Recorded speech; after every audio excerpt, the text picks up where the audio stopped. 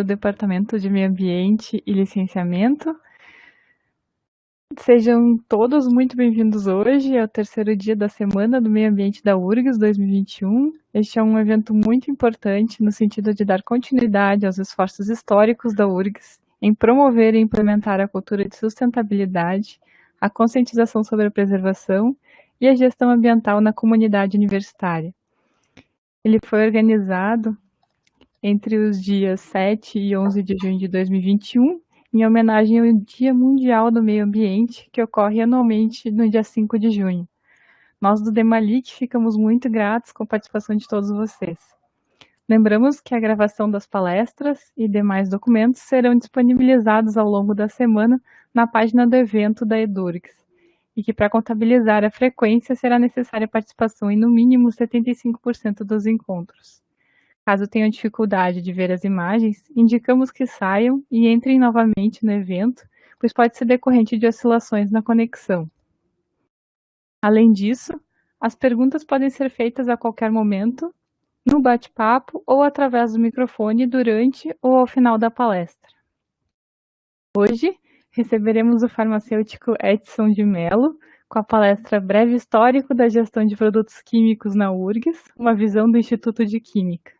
Passo então a palavra ao Edson para que ele faça sua apresentação inicial e dê início à palestra.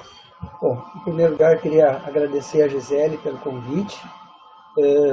Eu sou o Edson Schwartz de Mello, sou farmacêutico, formei na URGS, formei em 78, lecionei algum tempo também como professor horista, mas depois acabei optando por outra trajetória. Então, iniciei na universidade em 74, então são 48 anos. Na época eu fiz um concurso para tecnologista, que era o termo que se usava na época. Desde o início, a minha atuação foi dentro do Instituto de Química. Então, o que eu vou procurar passar para vocês, nesses breves momentos, é vamos dizer assim, a minha atuação durante esses 48 anos em alguns pontos, né, que eu vou referir agora. Então, próximo slide, por favor. Então, hoje a gente vai apresentar um breve histórico. Esse histórico ele vai ficar um pouco deficitário em termos de datas, porque em função da pandemia eu não consegui ter acesso às atas do conselho, da unidade, para que eu pudesse esclarecer as datas propriamente ditas. Mas os fatos em si, todos eles vão ser devidamente explicados. Eu fui das primeiras turmas como agente ambiental, né? Então tem também alguma atividade que exerço desde aquela época, e aqui posso mostrar para vocês um botãozinho que a gente recebia como agente ambiental para ser devidamente identificado, né? Também a atuação junto ao almoxarifado do Instituto de Química, que tem vários momentos, e que hoje a gente chegou num ponto bastante expressivo de ter a disponibilidade do material de uma forma mais efetiva, né, e com mais visibilidade para todos os usuários. E também eu, dentro do Instituto de Química, faço essa parte como farmacêutico, no caso, da liberação dos produtos químicos controlados, seja pelo Exército, seja pela Polícia Federal. Então, a gente vai trabalhar algumas questões que são pertinentes a essa situação. Então, aqui, então, nós vamos começar, né, com a situação do prédio antigo, né? Vocês sabem que hoje o prédio da Química, assim como outros prédios, fazem parte dos prédios históricos, né, da universidade, mas é interessante termos consciência de que o campus, que hoje é o campus centro, né, a universidade, a URGS, se vocês forem recorrer aos mapas bem antigos de Porto Alegre, vocês vão ter que a previsão era que vamos dizer assim, a URGS, em si, a grande parte da URGS, não seria situada no campus do Vale, como hoje, sim, seria situada ali naquela parte onde hoje é o Parque Maurício Sirotsky, junto ali ao Guaíba.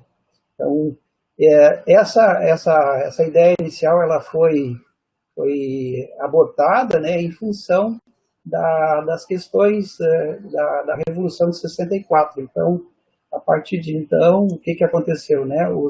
As várias universidades, a tendência era tirar elas do centro, né? Então, os pensantes eles tinham que ficar bem isolados. Então, é o caso de Camobi, é o caso de outras universidades do Brasil que foram deslocadas. Na época, né, quando nós nos mudamos para o campus, lá em 1981, era uma situação bem interessante, porque nós partimos, vamos dizer assim, usando uma escala de 1 para 10. Né? Nós usávamos um espaço de 1 aqui no prédio antigo, e lá nós tínhamos um espaço superdimensionado. É importante a gente ter consciência que havia todo um planejamento no campus do Vale, e ontem mesmo foi apresentado um slide onde havia a configuração do campus do Vale, né? da área a ser utilizada, inclusive com previsão da reitoria, com previsão de todos os institutos seriam localizados no campus do Vale. Só que, se nós formos ver hoje a configuração deste campus, ele está, bem dizer, a metade, né? Porque havia uma rota, né, bem no centro, que hoje é utilizada pelos ônibus, pelas pessoas que vão ter acesso ao bloco 4. Mas a configuração inicial do campus do Vale previa, no bloco 1, que é onde a Química está instalada, a instalação do Instituto de Química e do Instituto de Biociências. Depois, no bloco 2, seria a Física e a Matemática, onde hoje é a Letras, né? Então, vejo vocês que sofreu muitas modificações.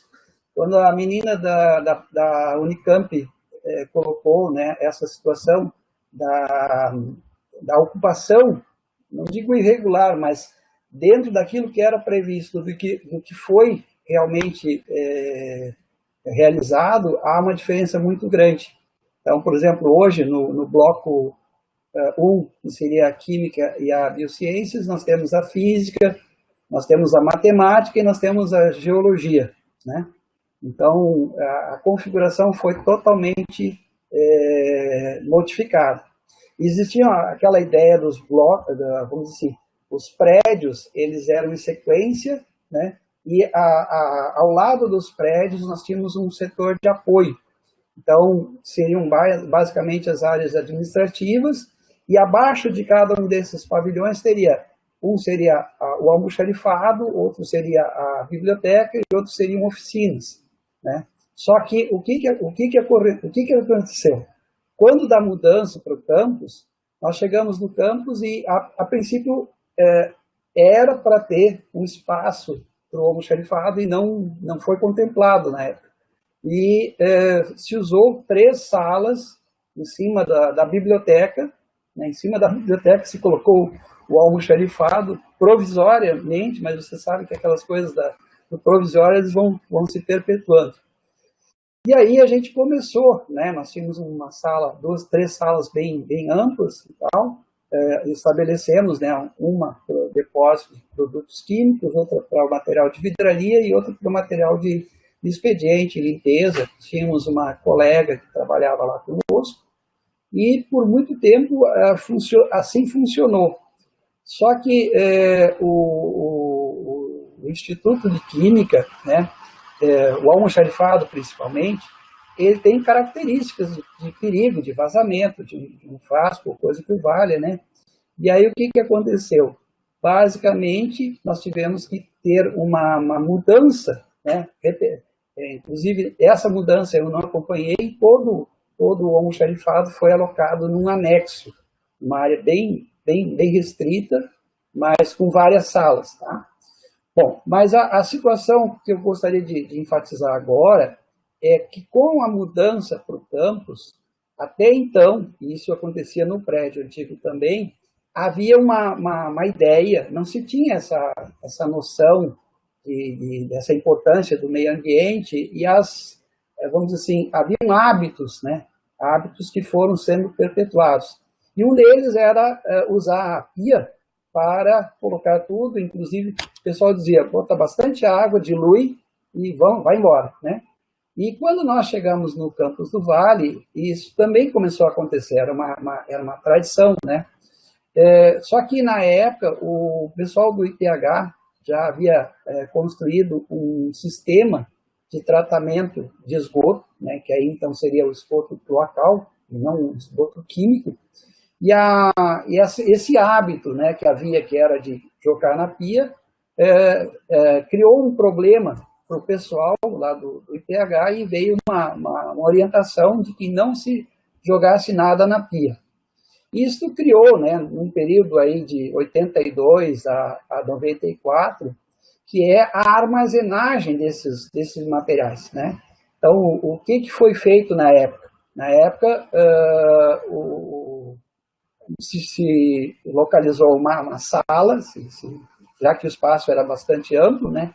Se usou uma sala e por muito tempo os materiais foram sendo colocados ali. Se procurou várias alternativas, não havia alternativa plausível e a quantidade ainda não era uma quantidade muito expressiva.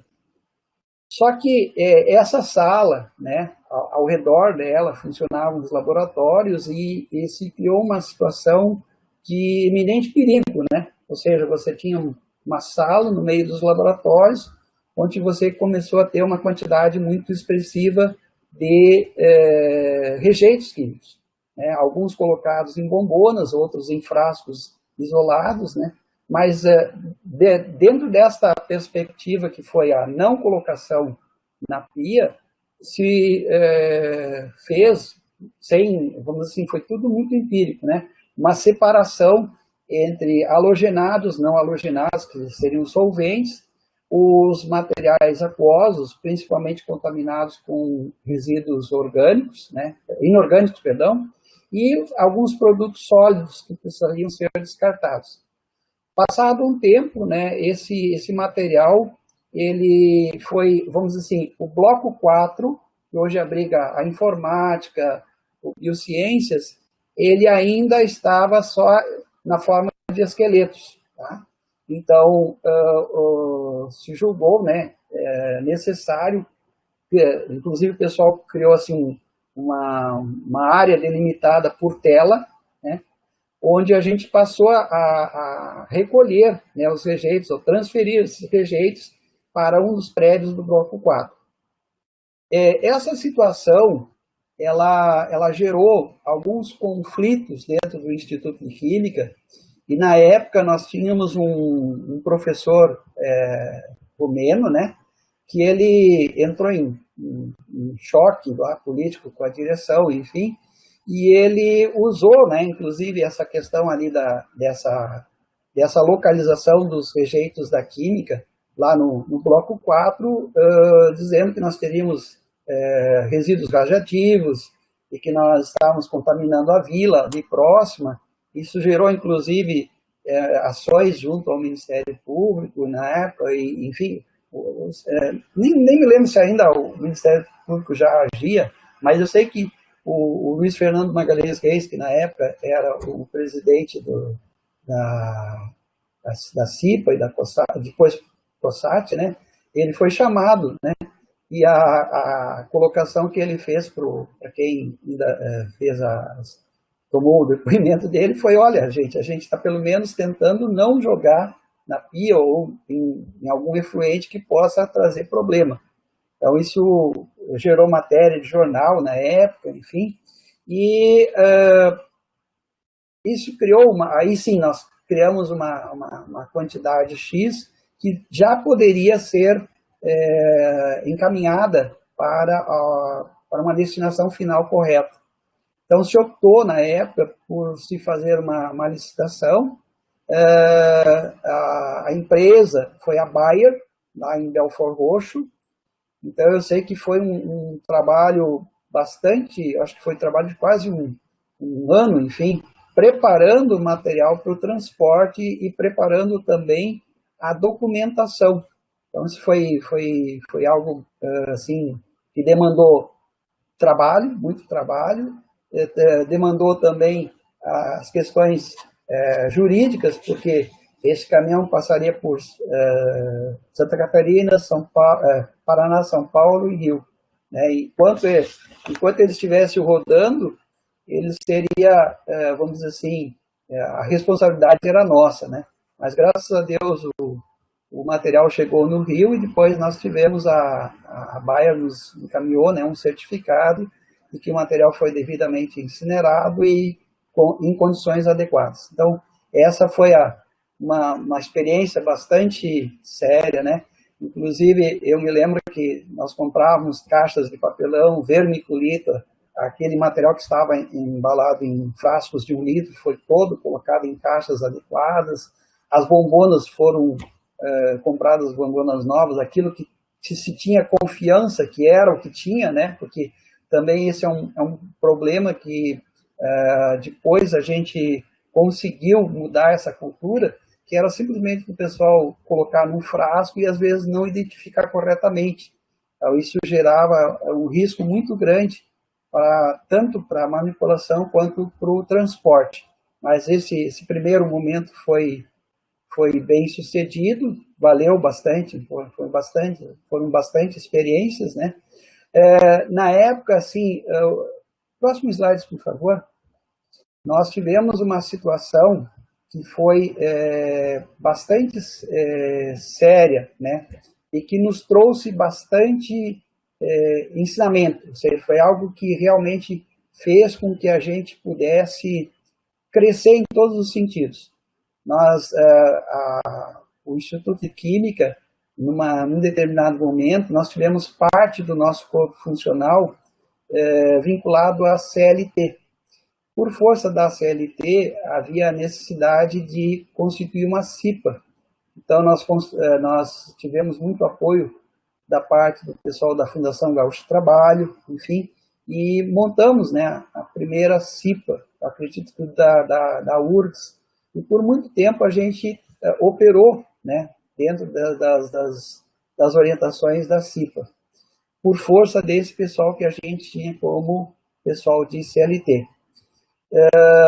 E, posteriormente, quando houve a inserção do pessoal no quadro único, cessou o aspecto legal da CIPA, mas a professora Vrana, na época, ela constituiu, né, uma portaria, através de uma portaria, a COSAT, que é a Comissão de Saúde e Ambiente de Trabalho, que até hoje está trabalhando, né, e, enfim, acredito que o Instituto de Química, nesse sentido, também foi um dos pioneiros. Bom, mas o que eu quero me referir é o seguinte, nós vínhamos tendo, né, essa cultura, né, de segurança, essa cultura de buscar evitar contaminações, enfim, isso fez com que a gente até tivesse assim, uma projeção, né, em relação ao Instituto de Química como uma referência em um determinado momento.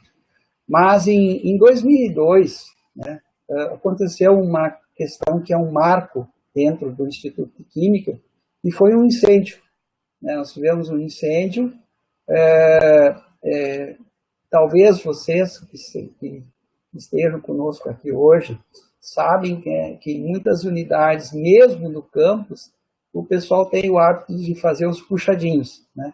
Então, um laboratório de pesquisa, na época, vamos dizer assim, a maioria dos prédios ainda era para a graduação, mas nós tínhamos um prédio específico, que era o K, né? Prédio K, hoje 43.131, né?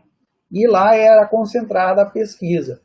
E num desses laboratórios do andar inferior, o pessoal fez um puxadinho, e ali eles tinham um depósito, né? Não era o almoxarifado, era o almoxarifado do Instituto de Química, mas cada pesquisador tinha o hábito, né, de ter os seus produtos, né, estocados.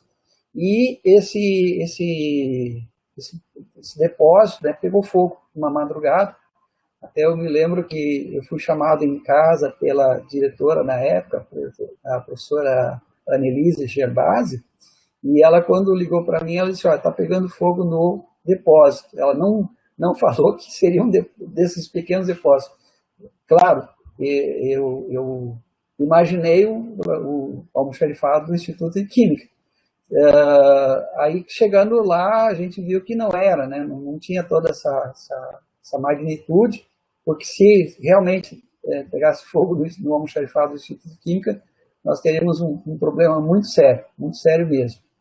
E isso fez com que esse prédio, né, todo o prédio, ele ficasse interditado, porque esse laboratório, esse depósito, perdão, que teve o incêndio, ele era um laboratório de catálise e nós tínhamos ali quase toda a tabela periódica dentro daquele depósito, né? Então,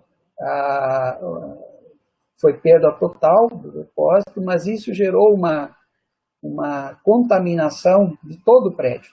Todo o prédio foi contaminado com os resíduos desse incêndio, e o pessoal, na época da área ambiental, né, nós temos, né, no Instituto de Química também uma área de química do ambiente, química ambiental, como a gente chama, e foi sugerido que pudesse, por força do tipo de queima que a gente teve, que não foi uma queima completa, a produção de dioxinas e furanos, que são agentes cancerígenos. Isso fez com que o prédio todo fosse interditado por um bom tempo, e aí nós tivemos o apoio muito forte do pessoal da Copesul. O pessoal da Copesul, eles vieram, né, inclusive eles deram todo o suporte, e eles fizeram, adentraram ao prédio que estava interditado, coletaram amostras, e essas amostras foram mandadas para o Rio de Janeiro para se ter a confiabilidade em relação a não termos a exposição das pessoas que teriam que limpar, ou das pessoas mesmo que fossem usuários que tivessem que tirar alguma coisa, em relação à exposição a agentes cancerígenos. Esse laudo veio com o tempo, né? E aí o que aconteceu? Não havia perspectiva desses agentes cancerígenos. O prédio foi liberado para limpeza, só que basicamente todo o material foi afetado com essa fuligem e tal, e foi colocado em caçambas e enviado para aterro classe 1. Né? Então, foi bastante, houve uma repercussão muito grande, inclusive do ponto de vista das pesquisas que estavam sendo feitas. Né? Nós tivemos, assim, acho que ficou quase uns 6 meses o prédio interditado, e as pessoas não puderam aproveitar quase nada. Então, todos os equipamentos, enfim, quase tudo foi considerado inservível. Tá? Então, isso gerou uma série de procedimentos de segurança. Não só os procedimentos de segurança mudaram, como aconteceu um fato bastante pitoresco, ou seja, enquanto nós, por quanto CIPA ou COSAT, nós pleiteávamos uma série de ações no sentido da prevenção, enfim, da instalação de equipamentos, a gente sempre tinha aquela ideia de que não havia dinheiro. E de uma hora para outra nós tivemos um aporte muito expressivo de dinheiro no Instituto de Química, quando se fez a implantação de um sistema de detecção de fumaça em todos os laboratórios. Então, nós temos um circuito de alarme de incêndio, né? E com base nesse circuito de alarme de incêndio, nós também criamos, né, um protocolo que seria o treinamento da evacuação de prédio. Então, desde essa época, a gente teve, né, a perspectiva de treinar pelo menos uma vez por semestre, né, a evacuação dos prédios. Isso foi bastante interessante porque a gente tem tido uma resposta bem significativa em relação a cada vez mais termos essa evacuação com um tempo mais abreviado. Também nós conseguimos criar, né, uma série de condições para atendimento de emergências. Então, nós temos em cada pavilhão, né, nós temos em cada andar de cada pavilhão, um armário verde, onde a gente vai ter todos os equipamentos necessários para fazer uma abordagem, desde máscaras, luvas, botas, respirador autônomo, né, uma maca também, colete cervical, tudo isso tem nesses armários dentro do ambiente do Instituto Químico. É um armário verde, que ele é lacrado com plástico, justamente para facilitar o acesso, no caso de um atendimento de emergência. Um outro ponto também que foi bastante relevante nesse sentido foi a possibilidade de 3 técnicos nossos realizarem um curso junto com o pessoal do polo petroquímico. Esse curso, na época, ele era promovido por uma empresa de São Paulo chamada TASC, né? E nós tivemos a primeira pessoa que foi formada nesse curso foi o colega Luiz Fernando Magalhães Reis, e infelizmente agora, quer dizer, felizmente para ele, infelizmente para nós, ele está aposentado, mas o Fernando era aquela pessoa que nós poderíamos chamar de professor Pardal, né? Era o cara que quebrava todos os galhos, era o cara que tinha uma visão proativa muito interessante em relação à segurança, e é dele, né, depois eu vou falar mais adiante, um treinamento que hoje nós podemos oferecer dentro do Instituto de Química, que nós chamamos de casa de fumaça, esse é o apelido, né? Mas é uma casa de controle de pânico, que é um treinamento extremamente interessante, no sentido de uma abordagem quando a gente estiver enfrentando um incêndio, ou quando a gente tiver que resgatar alguém de um incêndio. É algo que, dentro do possível, é uma atividade que hoje o Pedro Motifumi Kuamoto, que também é um outro colega que atua com a gente, que está ministrando dentro do curso de prevenção de incêndios e combate a incêndio, tem essa abordagem da casa de fumaça, né?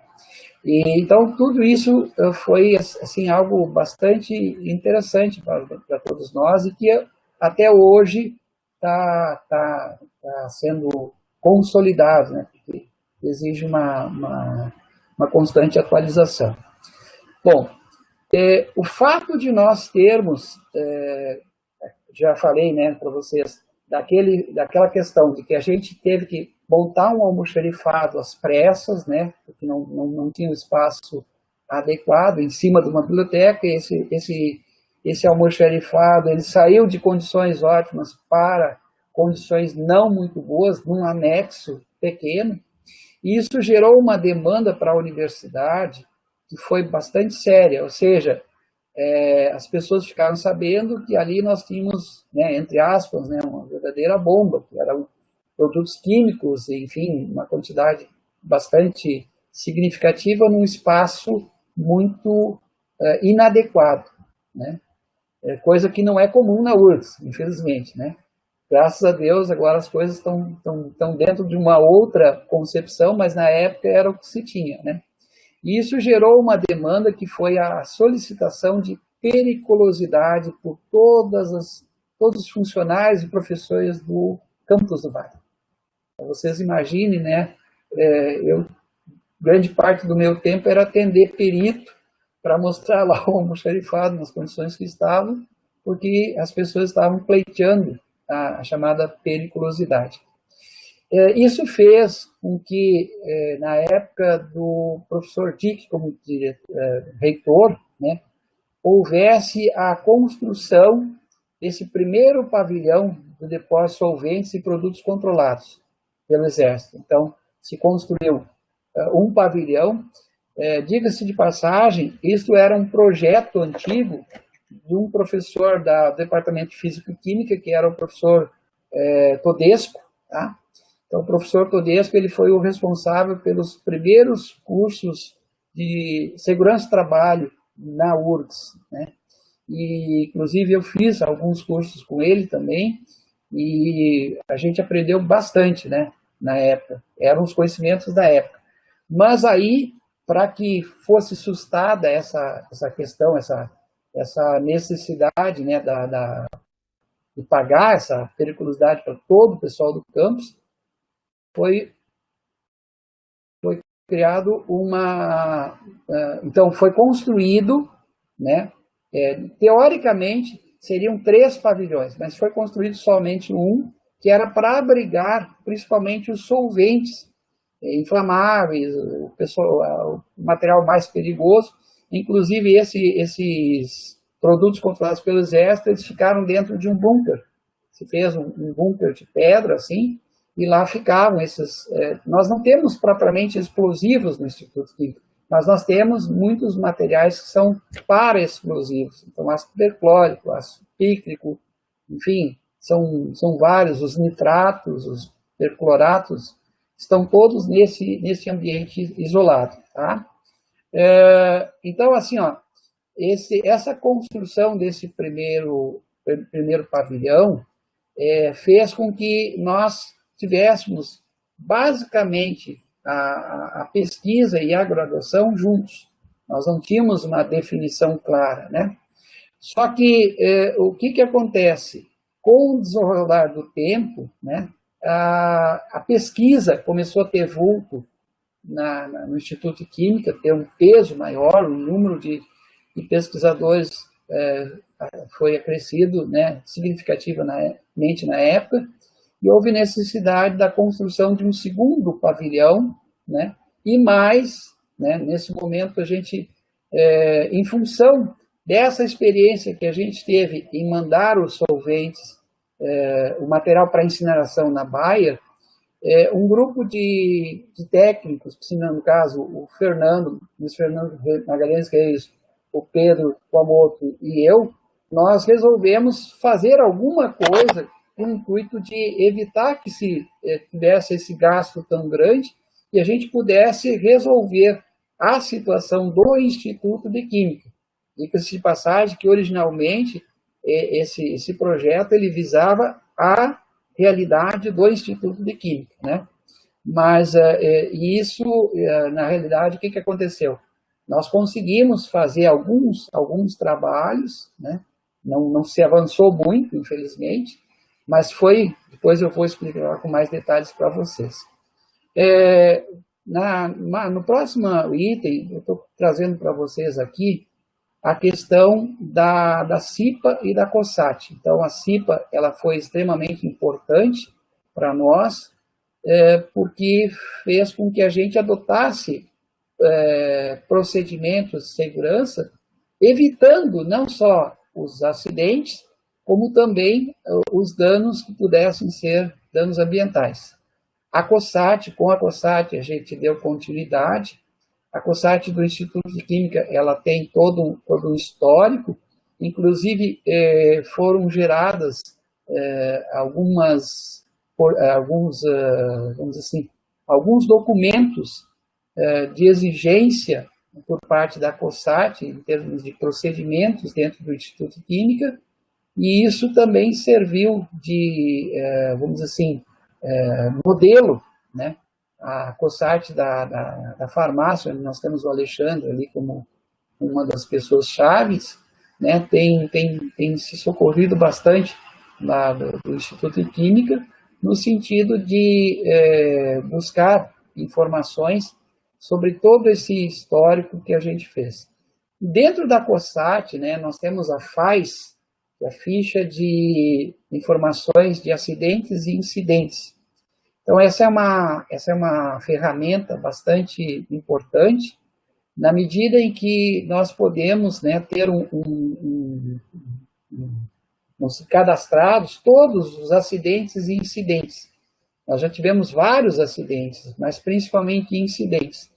O incidente aqui ele é extremamente importante que a gente ressalte a necessidade, né, na mudança de hábitos em algumas situações, e a consciência da prevenção, né? Nós, infelizmente, temos a consciência da remediação. E, às vezes, a remediação ela custa em vidas, custa em materiais, né? Então, é bastante importante que as pessoas tenham essa ideia clara, né, de que as COSATs, elas têm uma situação bastante relevante dentro da instituição. Eu sei que agora o pessoal da Suinfra também tem a sua COSAT, a farmácia é uma das que tem uma especificidade muito grande, a veterinária, são algumas que eu conheço. Mas é um trabalho bem interessante. Por alguns anos eu estive vinculado à COSAT, seja na condição de presidente, seja de membro, e sempre visando, né, ter essa visão proativa em relação à segurança. Esse trabalho que a gente fez no Instituto de Química, no primeiro momento, em relação a... Foi feito todo um trabalho em relação à prevenção de acidentes, não só o recolhimento como a destinação desses rejeitos.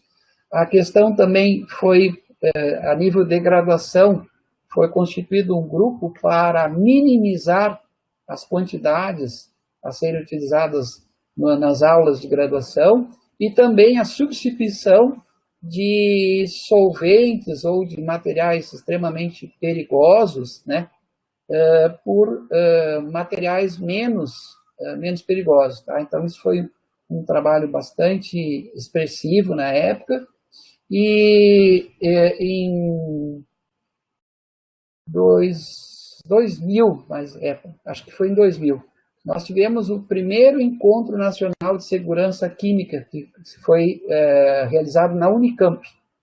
Nesse encontro nacional, nós participamos do Instituto de Química com 15 pessoas, né? Eram professores e técnicos, e apresentamos a maior parte dos trabalhos lá, né? E em 2002,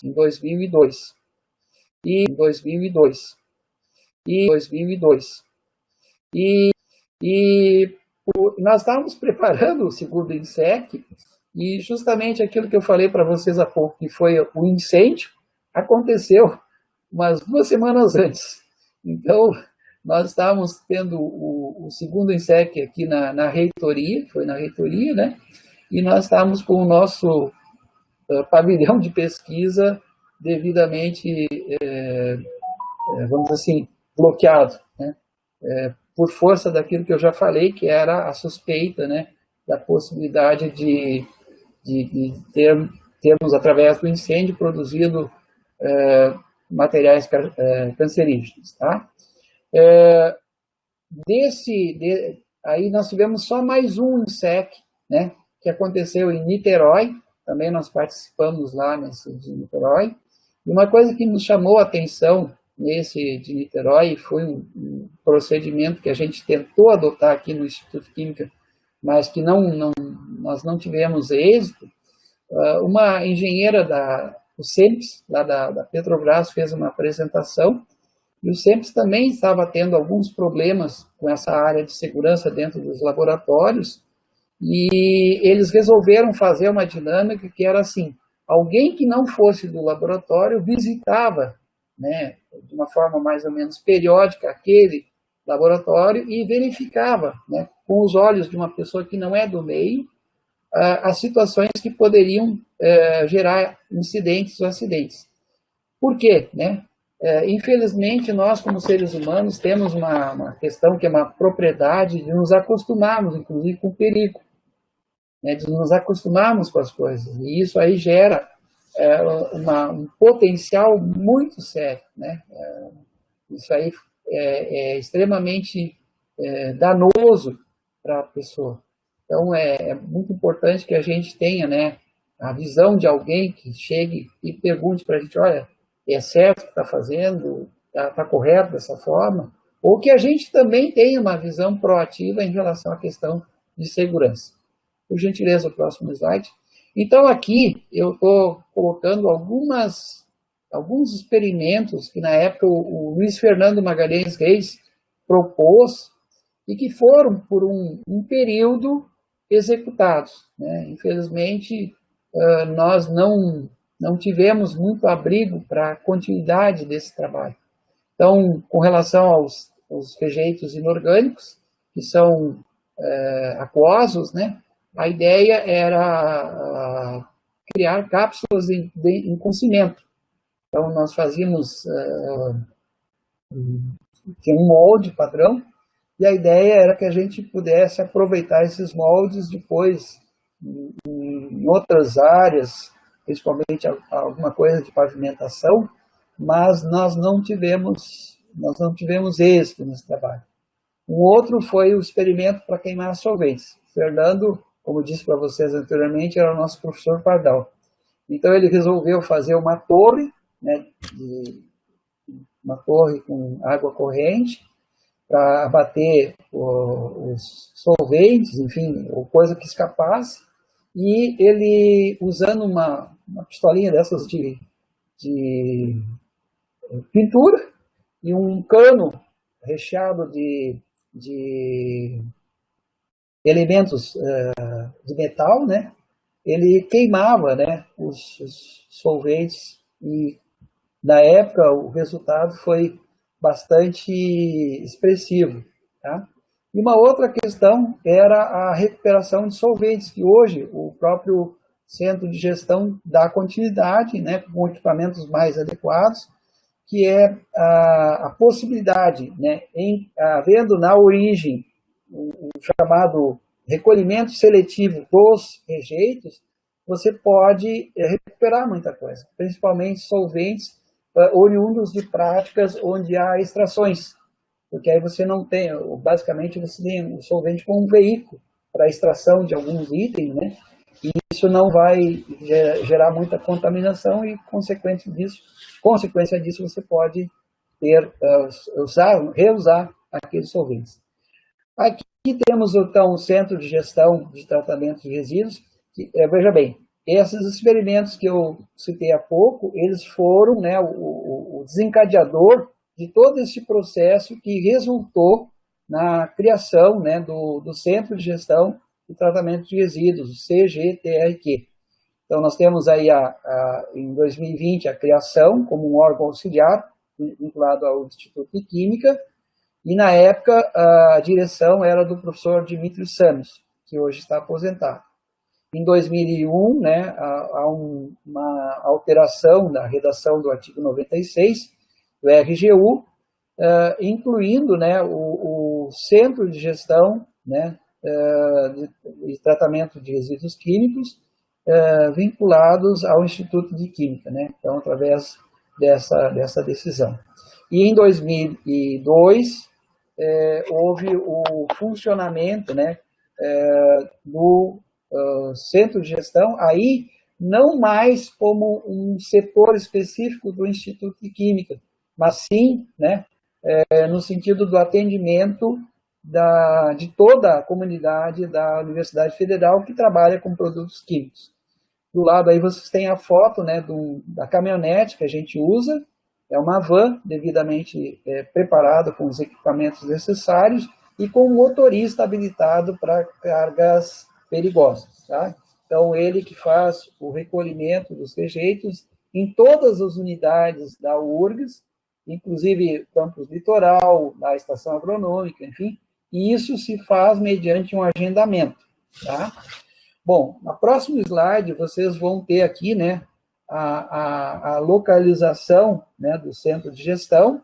Então, está assinalado ali, né, então tem aquela área dentro do mato que a gente pode sair lá fora, no pórtico do campus, e, em princípio, tá, esse conjunto, que é o centro de gestão, mais os depósitos do almoxarifado, do Instituto de Química, eles foram colocados, né, numa área em plano inclinado, visando atenuar a distância, né, que a gente tinha que ter para os outros institutos. E, realmente, nós tínhamos um isolamento através de uma área verde bastante espessa. E qual foi a minha surpresa, né? Uma segunda-feira eu cheguei lá e simplesmente a grande parte desta área tinha sido desmatada e posteriormente foi construído um anexo da Geociências, que é hoje vamos dizer assim, um museu de mineralogia e mais um anfiteatro para uso do Instituto de Geociências. A ideia, né, de nós não termos nenhuma proximidade de construções era justamente em função do perigo, né, que nós temos ali, seja da armazenagem dos produtos químicos para futura dispensação aos laboratórios, seja pelo tratamento que está sendo feito ali dos rejeitos, ou até o invase, né? Nós tivemos já no centro de gestão vários incidentes, inclusive com fogo, porque, via de regra, né, agora a Grace estabeleceu um trabalho mais criterioso na aceitação desses rejeitos, né? Mas o que desses resíduos, pessoal? E o que acontecia antes? Muitas vezes a pessoa não rotulava direito ou esquecia de fazer menção a um dos itens que estavam ali, né? E muitas vezes, dentro daquele frasco, nós tínhamos ali um pedacinho de sódio metálico, que em contato com a água pega fogo. E muitas vezes foi o que aconteceu. Então, lembrando aos colegas, né, das demais unidades, que quando forem, né, enviar lá para o centro de gestão os seus resíduos, tenham cuidado de desativar os princípios ativos. Então, existe todo um protocolo, existem reações que a gente tem que fazer, por exemplo, para matar o sódio, né? Seria o caso, a gente usa esse termo, matar o sódio. Tem produtos potencialmente mais perigosos, têm que ser isolados, enfim, tem toda uma série de protocolos. Aí nós temos, então, a direção, né, a direção agora mudou, né, não é mais o professor Eduardo e o professor Silvio, que está lá com... A Grace continua como química responsável, tem o Alexandre Basto, o Marco Antônio também não está, e eu trabalho basicamente dentro do almoxarifado. Os bolsistas, né, são bastante importantes. No próximo slide, vocês vão ter uma visão, né, dessas 4 fotos aqui, vocês têm o quê? Lá atrás, a primeira ali, a área total é 2.019 metros, a área construída 540 metros quadrados. A foto em cima, à esquerda, é uma área de tratamento, onde você vai ter condições. Ali tem um sistema, aquela parte lá atrás que vocês estão vendo, é uma capela, né, onde à esquerda, mais à esquerda, teria um sistema de lavagem de gases ali, é bastante importante, né? E ali o pessoal, aquela bancada ali é de concreto, e ali o pessoal faz os transvases, faz as operações, visando depois, na parte de cima à direita, vocês vão encontrar um telheiro, que a gente chama de telheiro, e aquelas bombonas ali, né, essa é uma foto bastante antiga, mas ali vocês têm bombonas de 100 a 200 litros. Hoje se usa também alguns containers daqueles industriais, que são de plástico, mas revestidos por um aramado, que dá uma condição de transporte melhor. Tá? Na parte de baixo à esquerda, esse foi um projeto que eu, bem dizer, acompanhei, né? E foi feito a várias mãos. Então, ali vocês têm, naquelas portas à direita, uma seria um laboratório de inorgânicos, outro seria um laboratório de rejeitos orgânicos. Ali no meio vocês têm uma parte que é um vestiário, né? Para o pessoal da área operacional. E nessa porta maior vocês têm hoje ali um sistema de destiladores. Inclusive, hoje, nesse momento, né, o Instituto de Química, através do Centro de Gestão, ele está recebendo apreensões de bebidas alcoólicas e está transformando, né, todos esses materiais apreendidos em álcool para ser usado como álcool 70 ou álcool gel. E aqui embaixo, à direita, vocês têm um container, né? Esses containers foram adquiridos, são propriedades da URGS. eles não estão mais sendo utilizados, foi feita uma licitação a uma empresa que traz os containers dele e faz aquele sistema de leva e traz, né? Quer dizer, ele traz já o container dele, só leva o vazio, o cheio, perdão. E aqui, no caso desse do container laranja, ele é um container nosso, né? Ele está lá, mas não está sendo mais usado para esse transporte. Basicamente, esse é o material do aterro classe 1, que é levado. Então, aí o pessoal do centro de gestão faz a separação, né? E coloca nesses containers aquilo que vai ser, trabalhado em termos de classe 1. Tá? Então, agora, assim, ó, nós já falamos, né, da parte do almoxerifado. Eu gostaria de saber se até aqui ficou alguma dúvida, se alguém gostaria de fazer alguma colocação ou deseja alguma informação a mais. Podemos continuar?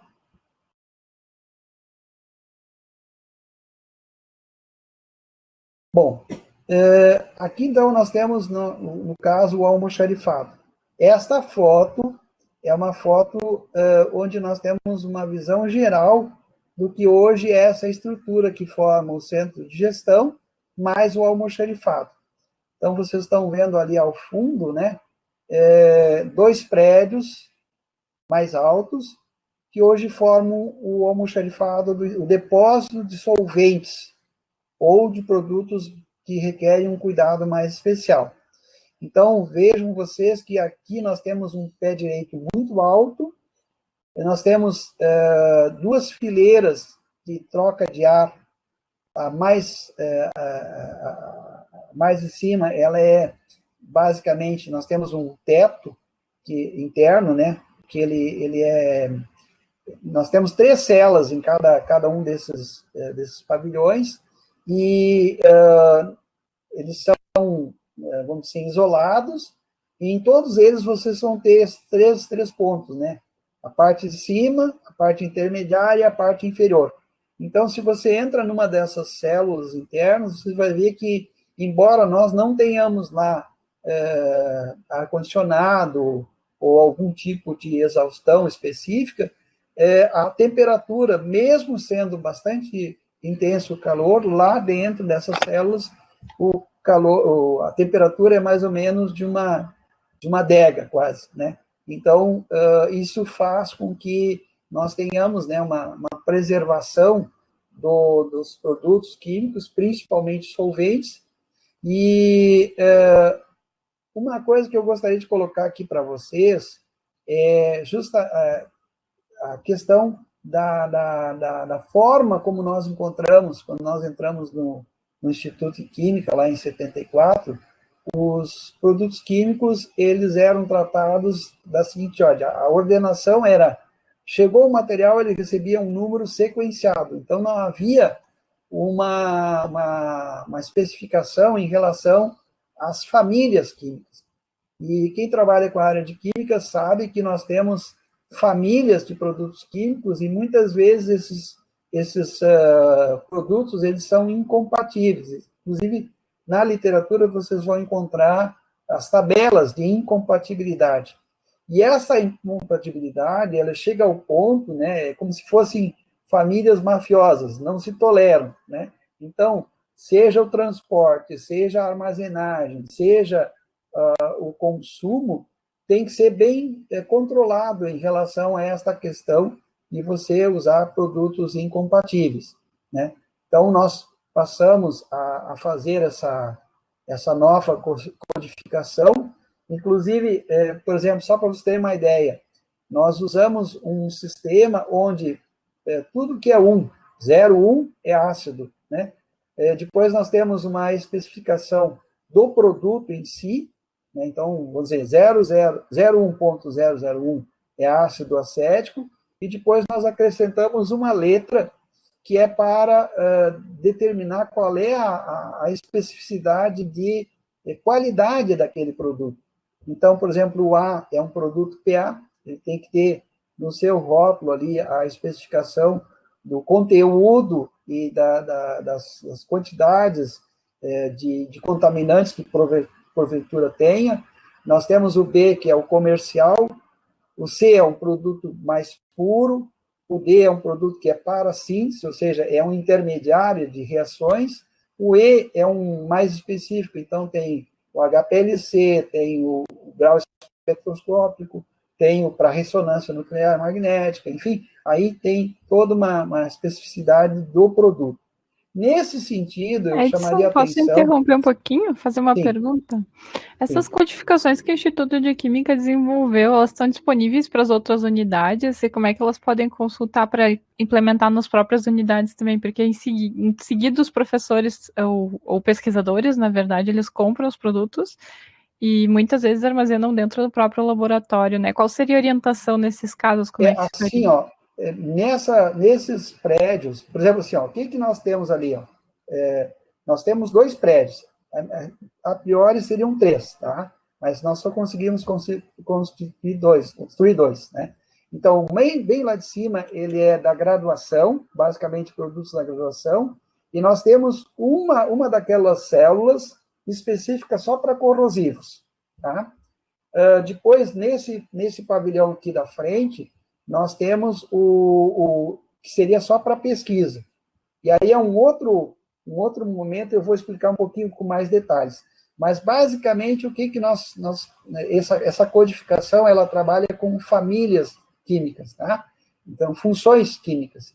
Então, nós temos, por exemplo, os ácidos, nós temos, no caso dos inorgânicos, é pelo cátion, que a gente armazena. Então, tudo que é potássio fica num grupo, os cálcio ficam no outro, né?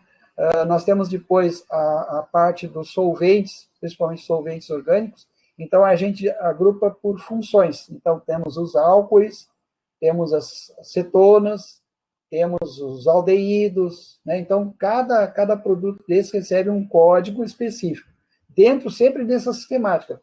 Os 2 primeiros números identificam a função, ou o cátion, os 3 posteriores identificam o produto em si, e o último é a especificação de qualidade. Assim, vocês têm essa codificação de modo que, por exemplo, para o pessoal que está assistindo o evento possa depois ter acesso, se você puder me disponibilizar. Eu vou fazer o seguinte, eu vou disponibilizar todo esse material, só que eu vou atualizar, porque assim, nós temos um avanço nisso. Tá? Daqui a pouco eu vou falar para vocês, deixa chegar o momento, eu vou falar, porque houve um avanço, e esse avanço ele é extremamente significativo. Tá? Tá bem. Bom, mas daqui a pouco chegamos. Tá, gente? Então, em relação na próxima tela, por favor, Jé. Nós temos, então, aqui, ó... Há um pouquinho que está carregando. Tá, agora já carregou. Um histórico. Não, é o próximo. Tá. Então, veja bem. A questão foi construído aquele primeiro prédio, lá em cima, tá? Quando ele foi construído, basicamente, o que se fez? A gente retirou desse anexo A o que era perigoso, solventes, e colocamos lá, tá? Só que, como era só esse prédio, ele estava realmente no meio do mato, não havia ainda aquela estradinha lateral ali, que dá acesso, né? E só para vocês terem uma ideia das dificuldades que nós tivemos, a gente tinha que ir no barro, gente. Nós tínhamos uma rural, depois uma Kombi velha, que a gente usava, mas no barro, era impressionante. Então, dias de chuva, bem dizer, era um atoleiro só. Então, só para vocês terem uma ideia, que a gente vivenciou isso no início. Mas, aí com o surgimento dessa segunda unidade, mais esse sistema que eu mostrei para vocês ali, que seria o início de um tratamento, né? Nós tivemos a pavimentação, então o acesso ficou super fácil, mas até esse momento, na química, eu não sei se nos outros unidades acontece isso, da pessoa dizer assim, esse é o meu reagente, isso eu comprei com o meu dinheiro. então ninguém tasca nele, sabe? Não informa que eu tenho, isso é meu, tá? Só que isso teve um momento em que nós tivemos, assim, basicamente, o incremento de 20 novos professores no Instituto de Química. E cada um deles também ligado a um grupo de pesquisa, ou criando um novo grupo de pesquisa, e isso fez com que aquela ideia que nós tínhamos, dentro dessas células, nós temos prateleiras, tá? Então, cada prateleira era de um professor, a gente identificava, esse é o produto do fulano, esse é o produto, a gente colocava uma etiqueta também com o nome, né? E nós usávamos um Excel para o controle desse material dos professores, eram os próprios alunos que iam lá buscar, enfim, mediante um controle, né? Eles assinavam numa fichinha direitinho, só que isso se tornou inviável, certo? E na gestão da professora Nádia, nós propusemos uma nova estrutura. Antes disso, eu gostaria de colocar para vocês que na gestão do professor Roberto Fernando Souza, nós implantamos, isso também foi um marco para o Instituto, o SAM. O SAM é um sistema de almoxarifado produzido pelo CPD, que tem como a pessoa que faz a manutenção desse SAM é o Vieira, uma pessoa fora de série, e ele nos deu suporte em todos os momentos. Então, o que nós fizemos a partir de então? Cada pesquisador, cada setor, né, no caso, os professores e os técnicos, eles fazem automaticamente parte do SAM. Isso é automático, enfim. Então, eles têm direito a pedir, têm direito a retirar. Mas a gente abriu um facilitador, que seria assim, cada pesquisador teria, dentro desse sistema, a possibilidade de nomear duas pessoas. Seriam alunos, seriam técnicos, enfim, para retirar aquele material que estava no nome, para pedir, perdão, pelo SAM, o material que está no nome do pesquisador. Entende? Então, isso aí foi um avanço que a gente fez. E aí, depois, o que aconteceu? Para retirar, ele pode até, vamos dizer assim, cadastrar 12 pessoas, 12 alunos, 12 pessoas que estão ligadas a ele, ou bolsistas, para retirar esse material. Só que, claro, esse depósito, ele fica a uma certa distância do Instituto, e como tal, a gente não tem como estar toda hora ali. Então, a gente estabelece, né, dias da semana e horários para a retirada. E aí a gente exige que cada aluno ou pessoa habilitada que vá buscar tem que estar portando guarda-pó, tem que estar portando uma cesta. Ele não pode retirar material na mão livre, ele tem que ter uma cesta, ou uma caixa, ou uma caixa adequada, né? Ou um carrinho. Então, dali não sai nada na mão. Isso é um protocolo que a gente tem. Então, com a contratação desses 20 professores, tornou impraticável a gente manter essa situação de ter uma prateleira para cada professor. Tá? Isso aí não até se aventou a hipótese de se, vamos dizer assim, construir um outro pavilhão, tal era a necessidade de espaço que a gente tinha. Mas aí se gerou, na época da professora Nádia, ali o sistema de controle e armazenagem de produtos químicos. O que nós fizemos? Acredito que seja um fato histórico dentro da URGS. Nós conseguimos, primeiro nós fizemos o seguinte, havia uma grande demanda de solventes. Esses solventes, basicamente, eles eram adquiridos em bombonas, 5 litros.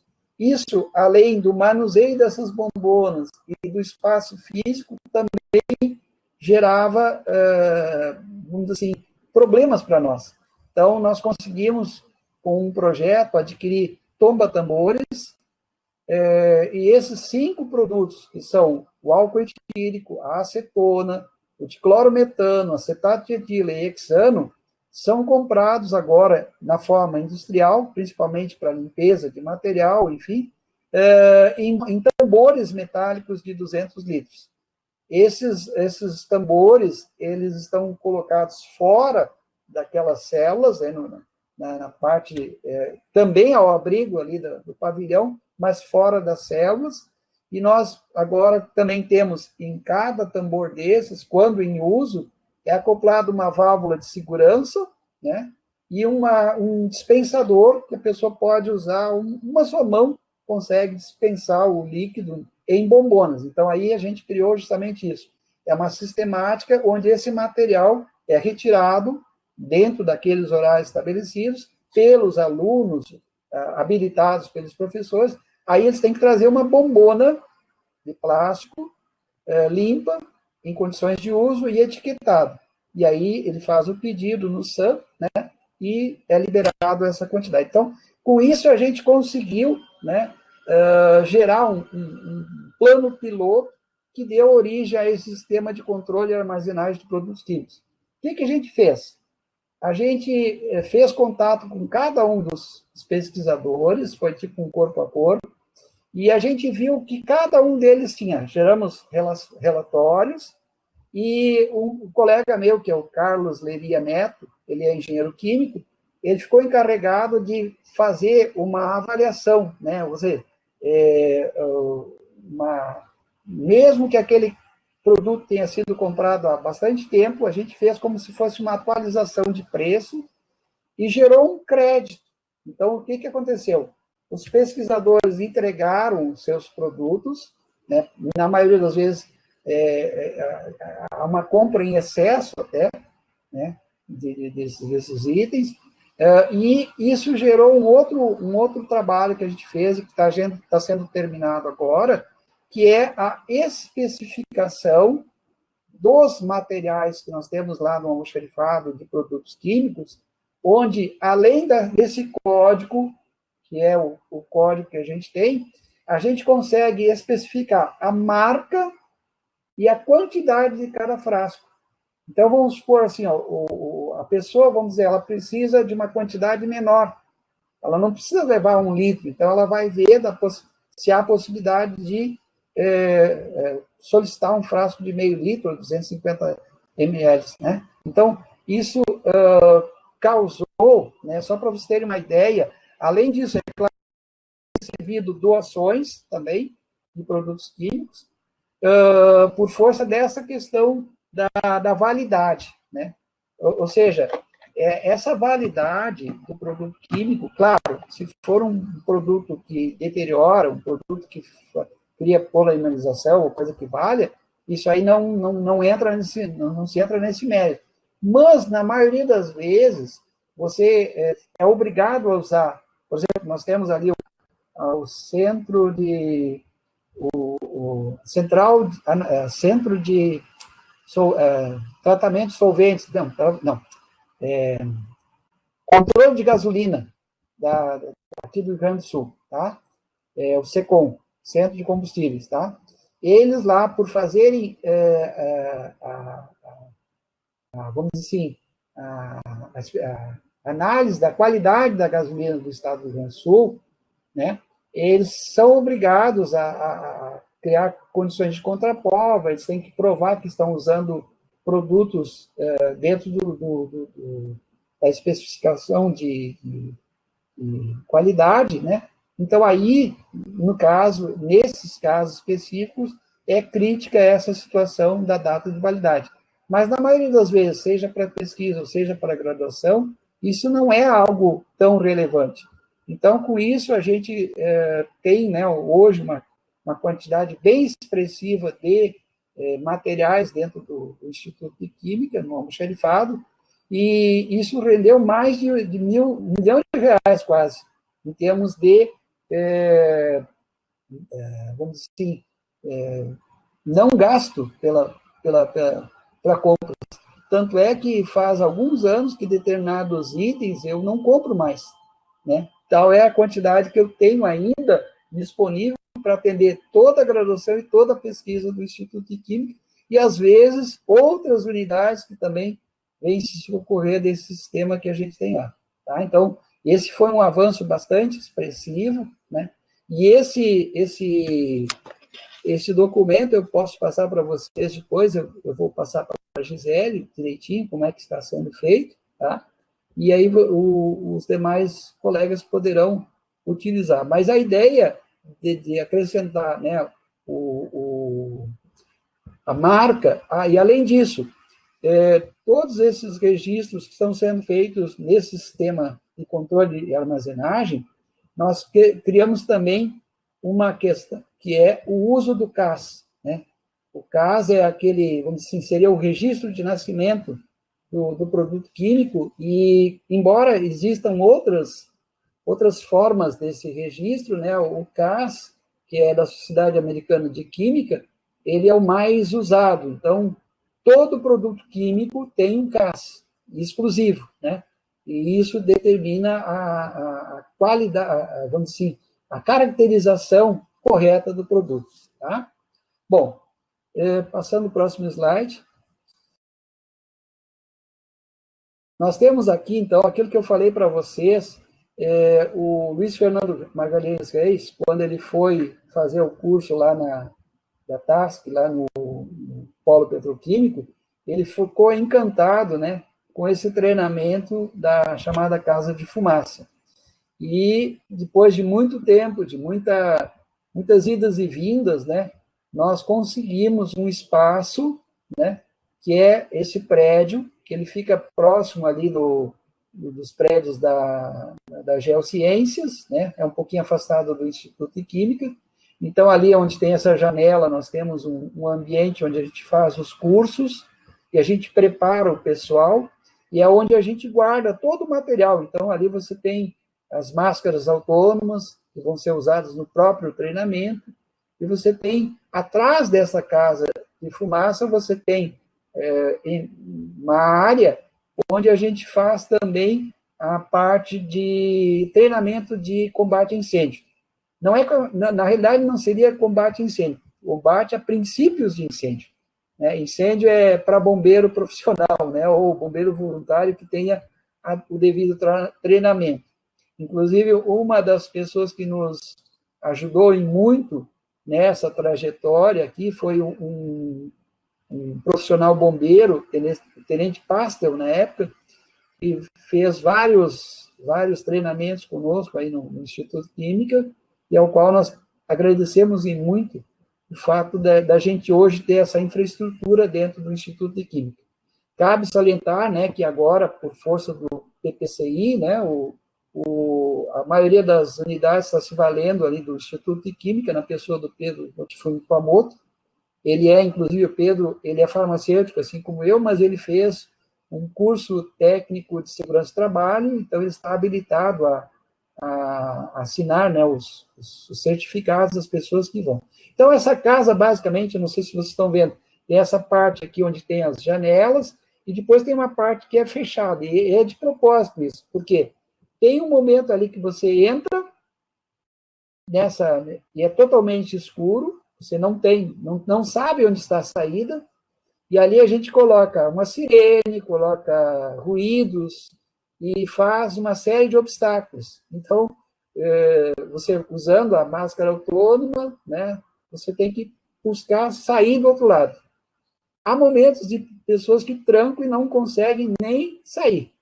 Não sai, nem entra. E outras não saem, a gente tem que ir lá resgatar, que tranca, né? Mas quem faz esse treinamento, não de forma séria, ele fica bastante habilitado a fazer as intervenções necessárias em alguma emergência. Eu fiz esse treinamento, Edson, realmente é muito interessante, e eu fiquei com medo dessa parte aí, dá um desespero de ficar, na verdade não tá sozinha, né, tem um professor que fica junto, sim. Mas como ele não fala nada e a gente não sabe para onde está indo, dá uma sensação meio estranha. Assim. Eu posso, Eveline, que bom que tu citou isso, mas assim, ó, eu vou citar uma situação que eu fiz também, é assim, ó, nesse anexo A, né, que a gente chama, onde estava o almoxarifado, uma ocasião nós recebemos uma caixa por parte de um pesquisador, ele disse que era material que estava na geladeira. mas a gente não teve tempo de levá-la para baixo, para o depósito, né? E deixamos ali. E daqui a pouco, uma colega da matemática veio, está saindo fumaça ali do teu almoxarifado. Claro que por força desse treinamento que a gente tem, né, dessa abordagem a princípio de incêndio, a gente já desceu com uma carreta de extintor de incêndio. Quando nós chegamos lá, tinha assim, ó, da parte onde estava aquela caixa até em cima, era um fogo só, era como se fosse um lança-chamas, tá? A gente conseguiu debelar o incêndio, o princípio de incêndio e tal, só que ficou uma fumaça muito densa. E eu teria que, usando, né, no caso, a máscara autônoma, ir do outro lado, né, para abrir uma porta para a gente poder fazer com que essa fumaça se dissipasse. E aconteceu comigo, uma pessoa treinada, e em determinado momento eu me senti totalmente sem noção de onde eu estava, né? Eu tive que retornar para fora, não tive condições de ir adiante. Então eu imagino, né, que grande parte das pessoas que estão, né, em uma situação de incêndio, elas não morrem necessariamente queimadas, elas morrem por força dessa perda completa da noção onde está por força da fumaça, bem como, é claro, a própria inalação de fumaça, né? Sim, e esse curso é muito interessante mesmo, assim, eu recomendo para quem não fez, é uma experiência bem legal. Então tá, bom, vamos passar para a próxima. Então aqui agora a Gisele nos colocou, o Instituto de Química, ele criou uma demanda em função não só da localização, mas das condições de armazenagem, né, na gestão dos resíduos químicos, né? Então, aqui vocês têm, né, um estudo em que é uma perspectiva de construção, né, com base no BIM, né, foi elaborado pelo pessoal da Suinfra. Eu acredito que a própria Gisele tem acompanhado também esse projeto, né? Então, são instalações futuras do nosso centro de gestão, aqui mais uma série, né? Então, vai contemplar a ideia, né, de um queimador. Inclusive, assim, ó, uma situação que eu queria colocar para vocês é que, por força dessas experiências do Fernando, né, ele conseguiu contato com uma empresa aqui do Rio Grande do Sul, a Luftec, que, na realidade, era um incinerador de lixo doméstico, né? Mas que a gente iria fazer experiências, inclusive todo aquele pavilhão do centro de gestão ali seria um grande laboratório, onde a gente teria vamos dizer assim, um acompanhamento constante, né, dessa incineração. Por quê? Você precisa ter uma mistura, né, um tempo de residência, enfim, são vários os parâmetros que você tem que acompanhar para que o seu incinerador ele tenha a garantia de você não estar produzindo coisas piores do que você tem, né? Você vai queimar um solvente halogenado e daqui a pouco você está gerando produtos cancerígenos ou coisas piores, né? Então, a ideia seria fazer todo esse acompanhamento, mas acredito que agora, né, dentro dessa proposta do centro de gestão, isso venha a acontecer futuramente. Claro que está na fase, né, do planejamento, e agora acredito que a ideia é buscar recursos para que isso seja viabilizado. Tá? Bom, até aqui alguma coisa, gente? Posso passar adiante? Então vamos para o próximo. Aqui, então, a ideia, né, da ação como agente ambiental. Por quê? Eu sempre fui uma pessoa proativa em relação a essa questão ambiental e de segurança. Embora a minha formação de origem seja como farmacêutico e bioquímico, eu acho que é um dever nosso, né, tanto no sentido da visão proativa em relação à segurança, né, e o que fazer quando acontece alguma coisa. Então, nessas atividades que a gente faz, além, é claro, do treinamento de combate a princípio de incêndio, do treinamento na casa de fumaça, a gente também tem treinamento de primeiros socorros, né? A ressuscitação é uma coisa bastante séria em relação à parada cardíaca, então nós também conseguimos, né? Foi um avanço que a gente conseguiu, além das máscaras autônomas, foi a questão da Sofia. A Sofia, na realidade, é uma boneca, não é uma boneca inflável, tá? Fiquem, por favor. É uma boneca onde a gente faz treinamento de ressuscitação. Então, é feito dentro de critérios técnicos, né? Então, depois a gente tem práticas de abordagem a feridos, né? Como é que a gente aborda uma pessoa que a gente encontra ferida ou tendo um mal súbito. Nós temos também o treinamento de como colocar uma pessoa numa maca e como transportar essa pessoa em segurança, usando também o colete cervical, e isso tudo, né, foi uma crescente, né, que a gente foi tendo dentro do Instituto de Química, basicamente esse grupo, né, o Luiz Fernando, Pedro e eu, né, são as pessoas que capitanearam essas ideias, esses avanços que a gente teve agora, tá? Bom, em relação a agente ambiental, eu fui um dos primeiros, né, a fazer esse curso. Na época era o professor Campani, né? Então ali vocês têm um histórico, né, da política ambiental da URGS, foi estabelecida pela portaria 2604. Depois vocês têm a coordenadoria da gestão ambiental, que é uma portaria 1227, onde entra a figura do professor Campani, tá? E também a instituição do CGA, né? Então, teria a coordenadora de gestão ambiental, que é o CGA, e o SGA, que era o Sistema de Gestão Ambiental, tá? Então, uma das primeiras ações foi justamente a qualificação, e aqui eu gostaria de ressaltar uma situação que tem sido muito constante, né? Eu tenho, vamos dizer assim, realizado já há alguns anos um seminário sobre práticas de segurança em laboratório de química.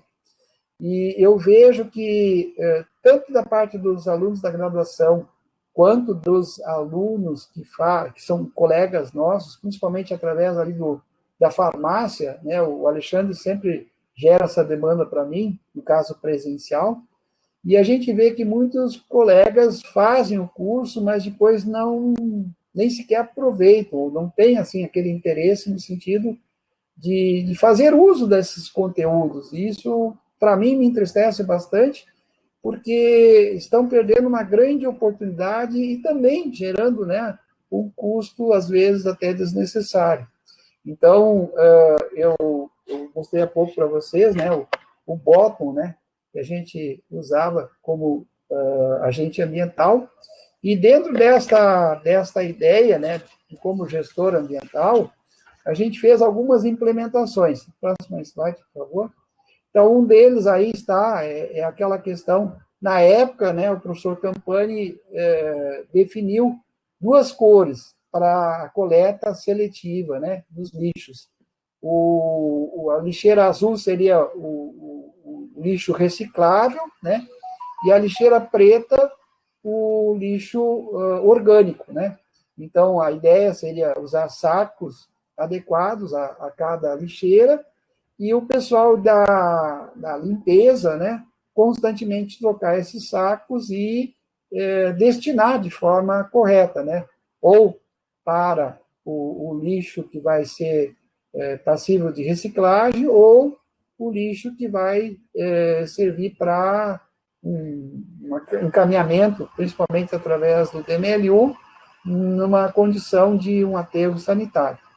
Só que o que a gente vê, né, foram implantados lado a lado, assim, a gente colocou cartazes, inclusive, tivemos que colocar corrente para que o pessoal não levasse as lixeiras, né, mas o que a gente vê, né, infelizmente isso também na área externa, é que as pessoas não têm a mínima consideração, né, o lixo é colocado de forma bastante inadequada, e, por outro lado, por mais que a gente fale, né, com esse pessoal que faz esse serviço terciarizado, a tia, às vezes, vem com um saco de cor azul, outras vezes vem com um saco preto, e lá, o exemplo da minha sala, né? Na minha sala eu tenho uma cestinha preta, né, e uma cesta maior azul, né?